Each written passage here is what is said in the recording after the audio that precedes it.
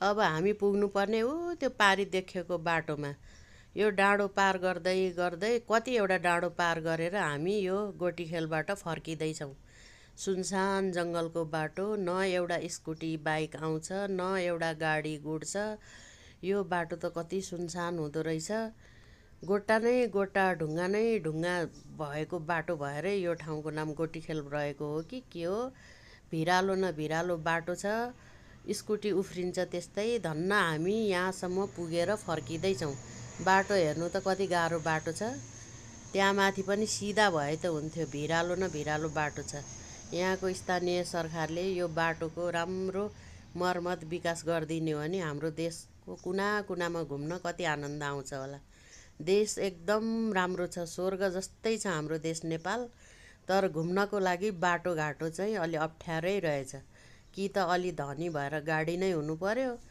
अब हामी जस्तो मान्छे स्कुटीमा घुम्न चाहिँ अलिकति गाह्रै हुँदो रहेछ।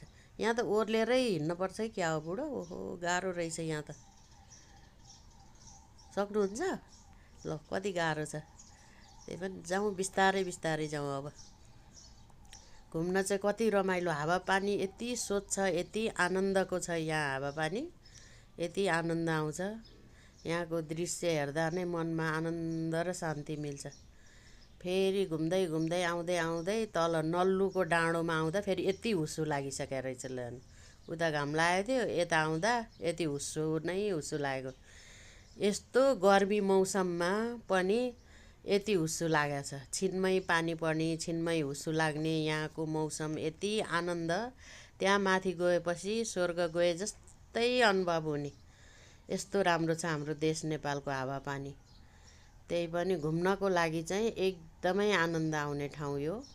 स्वर्ग जस्तै ठाउँ छ। नल्लुको माथि डाँडोको त्रिमूर्ति धामबाट फर्किँदैछौँ हामी।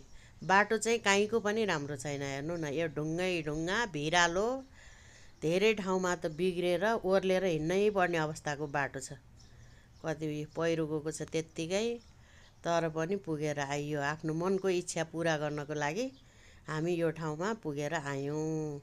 ल, हेर्नुहोस्, तपाईँहरू पनि जानु है घुम्नको लागि। साह्रै सुन्दर र राम्रो ठाउँ छ। अब तल तल जति तल आयो त्यति घाम लाग्छ। यस्तो छ ठाउँ।